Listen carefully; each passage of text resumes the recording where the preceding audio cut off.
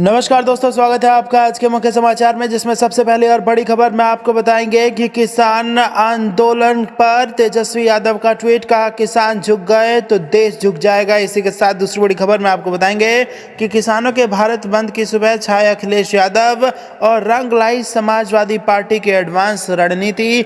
और तीसरी बड़ी खबर में जिक्र होगा कि किसानों की आज भारत बंद के समर्थन में बिहार में विपक्षी दल भी हैं तैयार और पुलिस भी है अलर्ट पे। तो दोस्तों, कुल मिलाकर भारत आज बंद है और किसान आंदोलन पर खड़े हैं और ऐसे में तमाम विपक्षी पार्टियों का किसानों को समर्थन मिल रहा है। और तेजस्वी यादव ने ट्वीट करके कहा है कि अगर आज किसान झुक गया तो देश झुक जाएगा। दोस्तों, हर एक खबर की गहराई में आपको ले जाएंगे, लेकिन उससे पहले अगर आप भी देश के किसानों के साथ खड़े हैं तो आप अभी इस वीडियो को लाइक कीजिए और इस लाल बटन को दबा के इस चैनल को फ्री में सब्सक्राइब करके घंटी बजाकर कमेंट में हमें ये बताइए कि मोदी सरकार झुकेगी या फिर किसान झुकेंगे। दोस्तों, रुक कर दे तमाम बड़ी खबरों की तरफ। तेजस्वी का ट्वीट, किसान झुक गए तो देश झुक जाएगा। जी हां दोस्तों, नेता प्रतिपक्ष तेजस्वी प्रसाद यादव ने किसान आंदोलन के मसले पर सरकार पर निशाना साधा है। कहा है कि किसान के बच्चे ही सीमा पर देश की रक्षा करते हैं, किसानों के अन्न से ही देश का पेट भरता है। अगर किसान के बेटे जवान और किसान स्वयं झुक गए तो देश झुक जाएगा। सोमवार को ट्वीट कर तेजस्वी ने कहा कि हम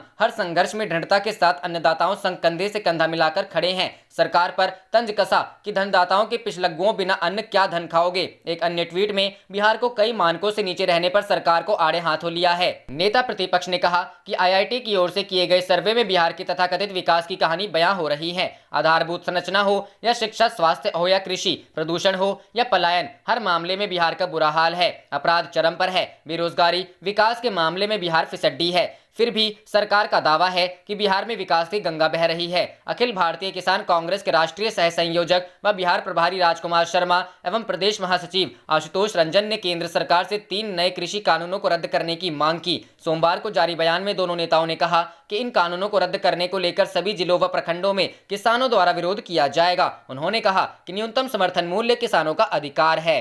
रुख करते हैं अगली खबर की तरफ। किसानों के भारत बंद की सुबह छाए अखिलेश, रंग लाई सपा की एडवांस रणनीति। जी हां दोस्तों, केंद्र की मोदी सरकार के द्वारा लाए गए 3 कृषि कानूनों के खिलाफ किसानों ने मंगलवार को भारत बंद का ऐलान किया है। अब इसे इत्तेफाक कहें या सोची समझी रणनीति के भारत बंद से एक दिन पहले सोमवार को सपा अध्यक्ष अखिलेश यादव किसानों के समर्थन में सड़क पर उतरकर धरने पर बैठे, जिसके लिए उन्हें गिरफ्तार किया गया। सपा की एडवांस रणनीति के चलते भारत बंद की सुबह सूबे में अखिलेश के धरने और गिरफ्तारी की खबर अखबारों में छाई हुई है। कृषि कानून के खिलाफ सपा ने किसान यात्रा निकालने का ऐलान किया था। किसान यात्रा में शिरकत करने के लिए सपा अध्यक्ष अखिलेश यादव को कन्नौज जाना था, लेकिन पुलिस ने उनके आवास पर देर रात से ही पहरा बिठा दिया और विक्रमादित्य मार्ग पर 3 जगहों पर बैरिकेडिंग कर पूरी तरह से सील कर रखा था।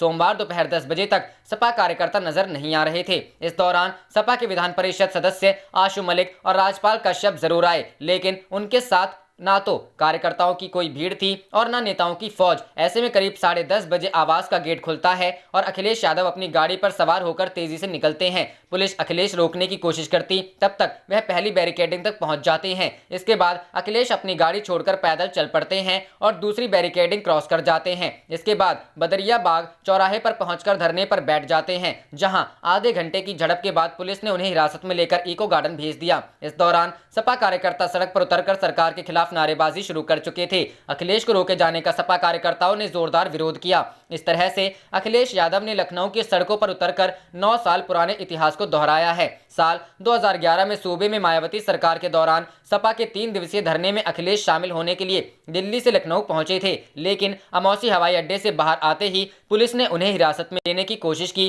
तो वहीं पर धरने पर बैठ गए थे। इस धरने ने सपा कार्यकर्ताओं में जोश भर दिया था और अखिलेश ने इसी के बाद सूबे की यात्रा पर निकलकर अपने पक्ष में माहौल बनाने का काम किया था। किसानों के मुद्दे के जरिए अखिलेश यादव के सड़क पर उतरने की शुरुआत मानी जा रही है।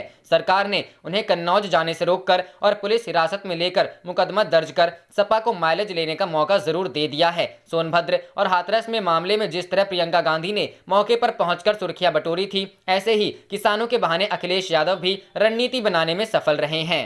रुख करते हैं अगली खबर की तरफ। किसानों की आज भारत बंद के समर्थन में बिहार में विपक्षी दल भी तैयार, पुलिस अलर्ट। जी हां दोस्तों, किसान संगठनों द्वारा आज यानी 8 दिसंबर को भारत बंद के समर्थन में बिहार के तमाम विपक्षी दल अपनी भूमिका निभाएंगे। विपक्षी दलों के मुताबिक आज का बंद ऐतिहासिक होगा। इस बंद में आवश्यक सेवाओं को बंद से मुक्त रखा गया है। वहीं भारत बंद को देखते हुए प्रदेश में पुलिस हाई अलर्ट पर है। राजद बंद में अग्रणी भूमिका भी निभाएगा। किसान संगठनों द्वारा बुलाई गई 8 दिसंबर के भारत बंद को राष्ट्रीय जनता दल न केवल अपना समर्थन देगा बल्कि राजद बंद में अग्रणी भूमिका भी निभाएगा। पार्टी के प्रदेश प्रवक्ता मृत्युंजय तिवारी ने कहा कि नेता प्रतिपक्ष के निर्देश पर दल की ओर से पहले ही कार्यकर्ताओं को बंद में सक्रिय भागीदारी निभाने को कहा गया है। प्रदेश कार्यालय में संवाददाता सम्मेलन में कहा कि राजद के सभी नेताओं, पदाधिकारियों एवं कार्यकर्ताओं को निर्देश दिया गया है कि अनुशासित होकर शांतिपूर्ण तरीके से बंद में बढ़ चढ़कर हिस्सा ले। गांव-गांव में जो जहां है वहीं गांव से बाहर निकलकर सड़कों पर आएं। भारत बंद का असर गांव में भी दिखना चाहिए। इसके लिए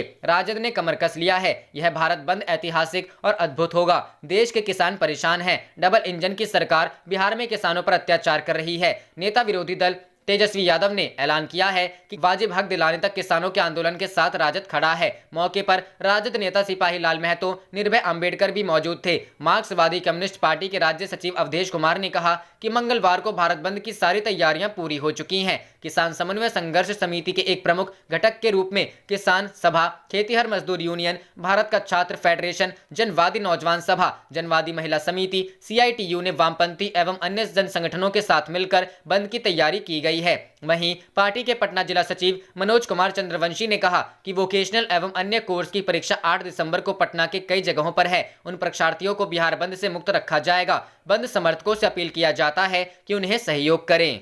रुख करते हैं अगली खबर की तरफ। लालू यादव से मुलाकात के बाद पूर्व मंत्री बोले, बंगाल चुनाव के बाद बिहार में गिर जाएगी नीतीश सरकार। जी हां दोस्तों, राजद सुप्रीमो लालू प्रसाद से मुलाकात करने के लिए पार्टी के 3 नेता शनिवार को बिहार से रांची के रिम्स पहुंचे। पूर्व विधायक नवाज अहमद, शिवहर के लोकसभा प्रत्याशी रहे मोहम्मद फैजल और गया के बेलागंज से राजद विधायक व पूर्व मंत्री सुरेंद्र यादव ने रिम्स के पेइंग वार्ड में लालू यादव से मुलाकात की और उनके स्वास्थ्य की जानकारी ली। पूर्व मंत्री सुरेंद्र यादव ने लालू प्रसाद की तबीयत खराब होने की जानकारी दी और कहा कि बिहार में बेईमानी से महागठबंधन को हरवाया गया है। उन्होंने बंगाल चुनाव के बाद बिहार की नीतीश सरकार के गिर जाने का दावा करते हुए कहा कि राजद हड़बड़ी में नहीं है। राजद नेताओं ने कहा कि पार्टी को उम्मीद है कि नीतीश सरकार को गिराने के लिए कुछ करने की जरूरत नहीं है। नीतीश की नेतृत्व वाली बिहार सरकार खुद गिर जाएगी। राजद नेताओं ने केंद्र पर निशाना साधते हुए कहा कि सरकार किसानों को मजदूर बनाने पर तुली है। कॉरपोरेट फार्मिंग से किसान कंगाल हो जाएंगे। तीनों कृषि कानून पर देश भर के किसानों के अंदर व्याप्त भय को सही ठहराते हुए राजद नेताओं ने कहा कि राजद किसान की आवाज बनेगा। पूर्व मंत्री सुरेंद्र यादव ने कहा कि भाजपा विधायक लल्लन पासवान द्वारा लालू प्रसाद पर लगाए गए आरोप गलत हैं, क्योंकि लालू प्रसाद खुद फोन रखते ही नहीं है। सुरक्षा व्यवस्था के बीच कैसे उन तक मोबाइल पहुंच सकता है? बता दें कि बिहार के बीजेपी विधायक लल्लन पासवान के साथ लालू प्रसाद की बातचीत का कथित ऑडियो कुछ दिन पहले वायरल हुआ था। इस ऑडियो में लल्लन पासवान को मंत्री पद का प्रलोभन देते सुना गया। बीजेपी विधायक ने इस मामले में निगरानी में केस दर्ज कराकर जांच की मांग की है। रुख करते हैं अगली खबर की तरफ। एनडीए में भी उठे बगावत के सुर। जेडीयू नेता ने हार के लिए बीजेपी एलजेपी को ठहराया जिम्मेदार। जी हां दोस्तों, बिहार के मुख्यमंत्री नीतीश कुमार ने जेडीयू के हारे हुए प्रत्याशियों संग चुनाव में कम सीटें आने की समीक्षा की। अब इसको लेकर बिहार में सियासत भी खूब हो रही है।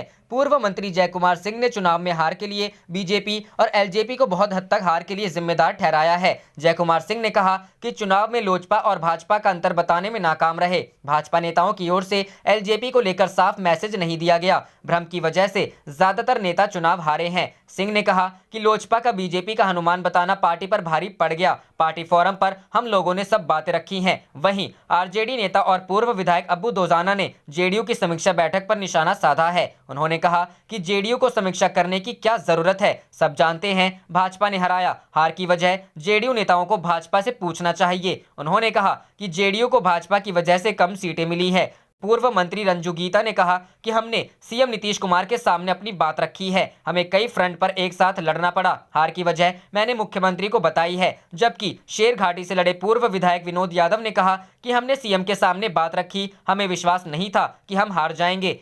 करते हैं अगली खबर की तरफ। भारत बंद को लेकर तेजस्वी यादव का बड़ा बयान, कहा किसानों के लिए फांसी पर चढ़ना भी मंजूर। जी हां दोस्तों, आरजेडी नेता और बिहार के पूर्व उप मुख्यमंत्री तेजस्वी यादव ने किसान आंदोलन को लेकर बड़ा बयान दिया है। तेजस्वी यादव ने कहा है कि राष्ट्रीय जनता दल किसानों के भारत बंद को पूर्ण समर्थन देगी। तेजस्वी यादव ने सोमवार को ट्वीट कर नए कृषि कानूनों को लेकर केंद्र सरकार पर जमकर निशाना साधा। यादव ने ट्वीट कर कहा, किसान के बच्चे ही सीमा पर देश की रक्षा करते हैं और किसान के अन्न से ही देश का पेट भरता है। अगर किसान के बेटे जवान और किसान स्वयं झुक गए तो देश झुक जाएगा। हम हर संघर्ष में दृढ़ता के साथ अन्नदाताओं संग कंधे से कंधा मिलाकर खड़े हैं। धनदाताओं के पिछलग्गुओं बिना अन्न क्या धन खाओगे। बिहार विधानसभा में नेता प्रतिपक्ष तेजस्वी यादव ने अपने कार्यकर्ताओं को निर्देश दिया है कि वह 8 दिसंबर को भारत बंद के दौरान शांतिपूर्ण तरीके से सड़कों पर उतरें और किसान विरोधी कानून का विरोध करें। आरजेडी सूत्रों का कहना है कि मंगलवार को राजद कार्यकर्ता शहर से लेकर गांव तक शांतिपूर्ण तरीके से मार्च करेंगे। गौरतलब है कि रविवार को ही तेजस्वी यादव और 18 अन्य लोगों के खिलाफ बिहार पुलिस ने एफआईआर दर्ज की थी। तेजस्वी यादव पर आरोप है कि उन्होंने कोरोना काल में बिना इजाजत के पटना के गांधी मैदान में सैकड़ों कार्यकर्ताओं के साथ भीड़ इकट्ठा कर कृषि कानूनों के विरोध में प्रदर्शन किया। पटना पुलिस ने 500 अज्ञात लोगों पर भी केस दर्ज किया है। तेजस्वी यादव पर धारा 188, 145, 269 और 279 तथा महामारी एक्ट के तहत प्राथमिकी दर्ज की गई है। आप देख रहे थे आपका अपना चैनल जय हिंद जय भारत।